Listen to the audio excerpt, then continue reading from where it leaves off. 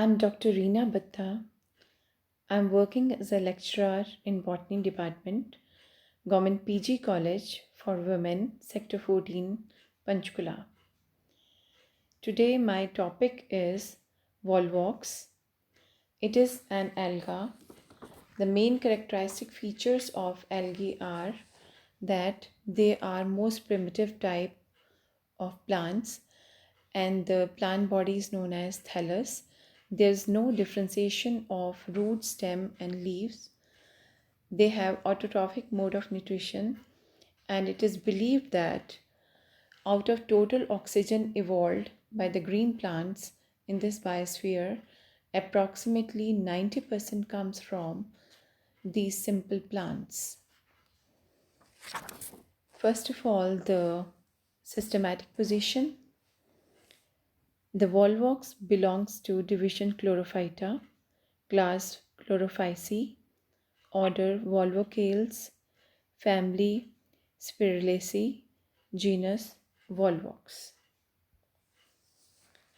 Now the contents are, first of all, we'll discuss about its occurrence, then vegetative structure, structure of single cell, reproduction, and finally we'll discuss about the life cycle. As far as the occurrence is concerned, this genus includes 20 species. All are aquatic and free floating. They mostly occur in the freshwater bodies such as ponds, pools, tanks, and ditches during spring and rainy season. And it occurs as green rolling balls of pinhead sized cynobia. Now,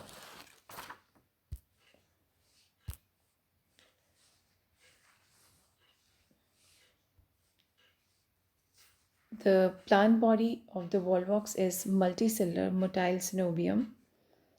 Synobium is defined as a colony with fixed number of cells arranged in definite manner.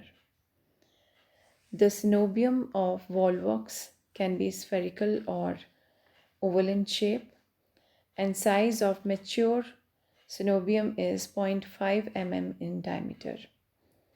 The central hollow cavity of the synobium is filled with mucilage, and the large number of cells, they are arranged towards the periphery of the synobium, and the number of cells varies from species to species, like 500 to 1000 in Volvox aureus and 1500 to 2000 in Volvox globator.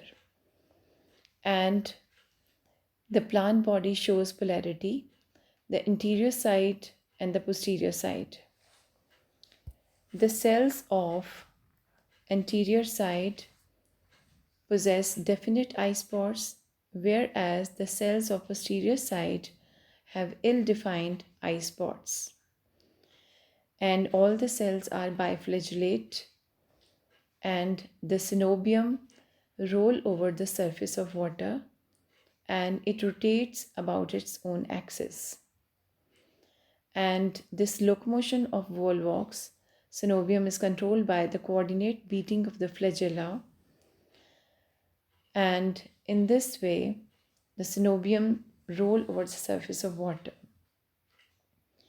In the synobium, each cell perform its own function of nutrition, respiration and excretion, and each cell has its own gelatinous sheath, and they are connected with each other by cytoplasmic strands called plasmodesmata. So you can see here, this is a synobium, and they can roll over the surface of water by the coordinate beating of cilia. And here you see in this diagram that the cells are arranged along the periphery of the synobium, and in the second diagram you can see here that these cells are connected to each other. They are surrounded first with the sheath, and then they are connected by cytoplasmic strands known as plasmodesmata. Now in this diagram you can see a portion of synovium in the surface view. Now we'll discuss about the structure of single cell. You can see here in the diagram this structure of this single cell is similar to that of Chlamydomonas. Individual cell of Volvox is spherical or oval in shape. It is biflagellate. Flagella are attached to anterior end, and the cell has a thick wall, and it has a single cup-shaped chloroplast. In the chloroplast, there is present chlorophyll A, chlorophyll B, carotenoids and xanthophylls. Pyrennoids are also present, and you can see here a single nucleus in the cytoplasm, and an eye spot is also present. So next, I'm going to explain regarding the reproduction. So in case of Volvox, the reproduction takes place by both the methods, asexual and sexual reproduction. Asexual reproduction occurs during the growing season. When the synovium becomes mature, a few cells, you can see here in the diagram, a few cells in the posterior half are pushed back into the hollow cavity. As you know, the synovium is hollow from inside and there is mucilage in this cavity. So few cells in the posterior half, they are pushed back into the hollow cavity, and these cells withdraw their flagella. They increase in size, they become rounded, and these reproductive cells are known as gonidia. Now you can see here in the diagram the protoplasm of each gonidium divided by successive longitudinal divisions, and they form daughter synovia. In this way, daughter synovia are formed in the parent colony, and these daughter synovia can be liberated either by disintegration of the parent colony, like in Volvox aureus, and these daughter synovia can also be released through the pores in the parent colony, or you can say the parent synovium. For example, in case of Volvox globator. Sometimes young synovia are also formed in the young daughter synovia. So these are called granddaughter synovia. So this is about the asexual reproduction. So you can see here that daughter synovia are present in the parent colony. So as I told you, they are liberated either by disintegration of the parent colony or through the pores. So this is about asexual reproduction. You can see here in the diagram that how these daughter colonies are present in the parent colony. Now we'll discuss about the sexual reproduction. Sexual reproduction is oogamous type, and the male sex organs are antheridia. They are also known as androgonidia. The female sex organs are oogonia. They are also called gynogonidia. Some species are monoecious, for example, Volvox globator. The male and the female sex organs are produced in the same thallus, and some species are dioecious, like Volvox aureus. The male and the female sex organs are produced in different thalli. Now, the sexual reproduction begins at the end of vegetative phase. Now, what happens that some cells at the posterior half of the synovium, they lose their flagella or they retract their flagella, they enlarge in size and they become gametangia. Now each gametangium is large rounded cell and it is pushed back into the synovium but remain connected with the adjacent cell with the help of plasmodesmata. The male gametangia produce antheridia and the female gametangia produce the oogonia. First of all, I'll explain you regarding the antheridia. So antheridia are also known as androgonia. They are produced in larger number and antheridium is produced inside the male gametangium. Now you can see here in the diagram that the protoplast of the male gametangium undergo longitudinal division and produce a bowl-shaped plate consisting of 64 to 128 male cells, but number varies from 16, 32, 64, 128 to 512. It varies from species to species. Now this bowl-shaped plate is formed. Later on, it gets inverted and each protoplasmic piece get differentiated into long conical motile anthrozoid. So in this way the anthrozoids are produced. Each anthrozoid is uninucleate. It possesses chloroplast and these anthrozoid, they are released as a mass of anthrozoids at maturity which swim for some time and later on the anthrozoids are separated. Each anthrozoid is biflagellate. So these anthrozoids now swim in water with the help of flagella. Next, I'm going to explain regarding the oogonia, which are also known as gynogonidia. So female gametangium produce oogonia.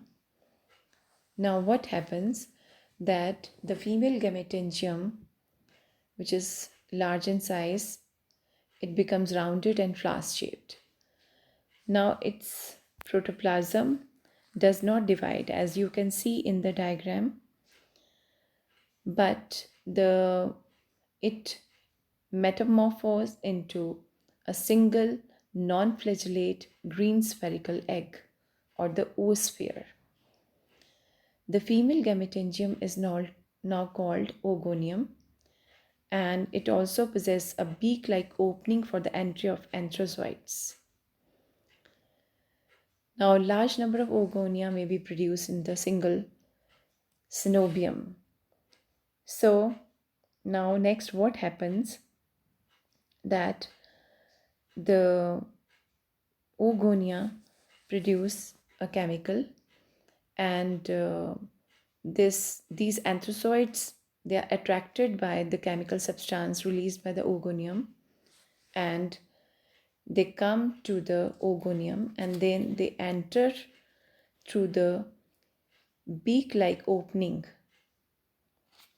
and in this way the anthrozoid fuse with the egg and zygote is formed. Now zygote is diploid. At the time of zygote formation, first plasmogamy takes place, that is fusion of protoplast, and then fusion of nuclei. This is called karyogamy. Sometimes the karyogamy is immediately followed by plasmogamy, but sometimes it may be delayed also. Zygote is formed, which is diploid, and it enlarges in size and then it produces its own wall.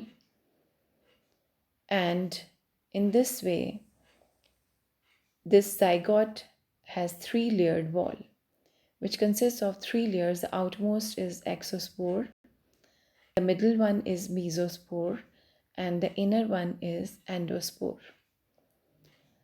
Now, this initially the zygote green in color, later on, this becomes red or orange color due to accumulation of hematochrome.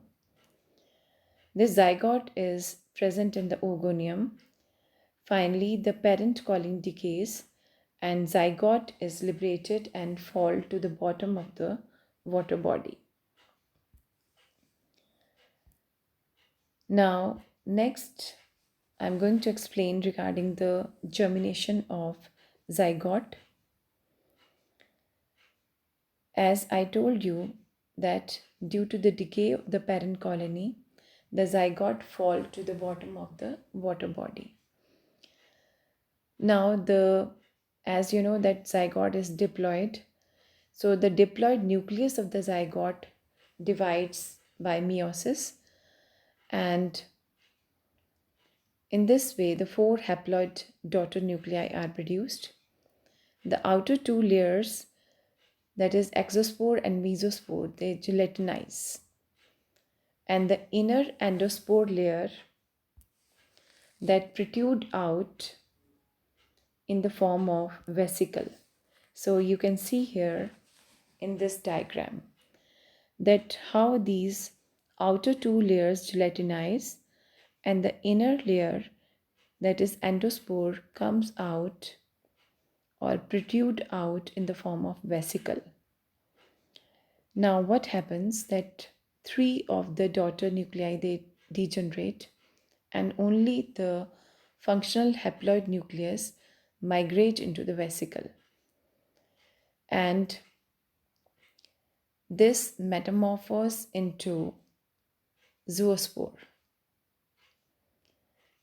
This zoospores swim freely and finally its contents start dividing and form a hollow sphere of cells, and in this way young synobium is produced similar to the parent colony. Finally, the synobium escapes from the endospore layer and behaves like a vegetative colony. So, this is how the sexual reproduction takes place and new colony is developed. You can see here in the life cycle of Volvox, there are two phases: haploid vegetative phase and diploid zygotic phase. The alga reproduce asexually by the formation of haploid daughter colonies, which are similar to the parent colonies. And sexual reproduction is oogamous type. You can see here in the diagram that as it is shown here, the asexual reproduction as well as the sexual reproduction. So you can see here in the diagram, sexual reproduction is oogamous type, antheridia, the male sex organ, and the oogonia, the female sex organs, are produced. These male sex organs, the antheridia, they produce biflagellate antherozoids, and these antherozoids are released in water. They swim in water with the help of flagella. And oogonia are also produced, which are female sex organs. They release some chemical substance, and due to which the antherozoids are attracted towards the oogonia. Now, the antherozoids will enter into the oogonia from the beak-like structure, and the fusion of antherozoid with the egg take place. This fusion of antherozoid and the egg is known as fertilization. As these gametes are haploid, but when they fuse, they form diploid zygote. And this Diploid zygote is present in the oogonium. You can see here in the life cycle. Now, what happens as the parent colony decays, the zygote fall to the bottom of the water body, and you can see here that this is the only diploid structure present in the life cycle. Now, in the zygote, meiosis takes place, which leads to formation of meiozospore. Now, this meiozospore further develop and its protoplasm start dividing and leads to formation of young synobium. This synobium which is formed, this also escape from the endospore layer. So you see here in the life cycle, the diploid phase is very short, and the major vegetative phase is haploid phase.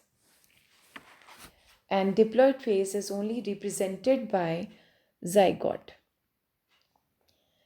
So this is how you can see here that haploid phase is alternating with the diploid phase.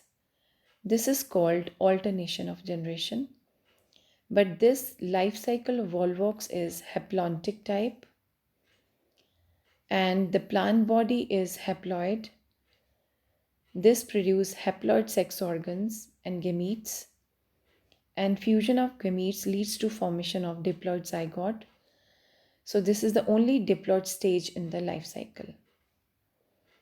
Then, as I've already told you, that diploid nucleus divide meiotically and result in the formation of zoospore, and this zoospore is also known as meiozospore, which develop into a Volvox colony.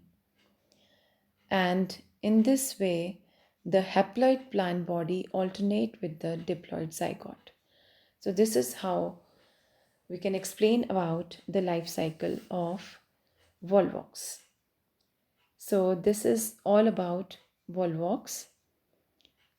Thank you.